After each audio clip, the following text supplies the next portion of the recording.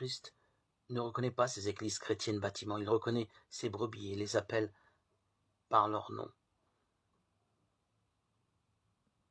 Frères et sœurs en Christ, il faut comprendre que les églises établies et autorisées par l'État sont des églises de Babylone, et tant qu'elles respectent la grande prostituée sur les eaux, elles seront protégées. Elles auront des aides de l'État, des avantages fiscaux et autres. Or, que déclare 2 Timothée 3,12 ? Or, tous ceux qui veulent vivre pieusement en Jésus-Christ seront persécutés. Il y a depuis des décennies un élan, une volonté diabolique de rassembler toutes les églises, toutes les dénominations confondues derrière la fédération de chacune des croyances. Quand nous regardons l'enseignement à la lumière des évangiles, ces croyances et doctrines insultent le Christ. Ces croyances prêchent l'identité contraire à la Bible, qui est l'identité en Christ.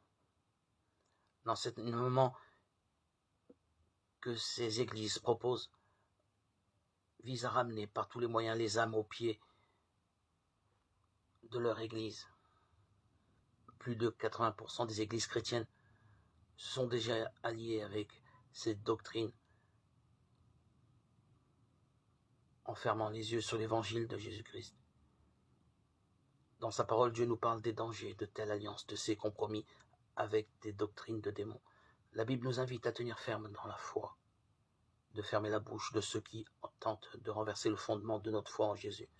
Le livre de Galates 1, 6, 7 nous rappelle une vérité fondamentale. Je m'étonne que vous détourniez si promptement de celui qui vous a appelé par la grâce du Christ pour passer à un autre évangile. Non pas qu'il y ait un autre évangile, mais il y a des gens qui vous troublent et qui veulent renverser l'évangile de Christ.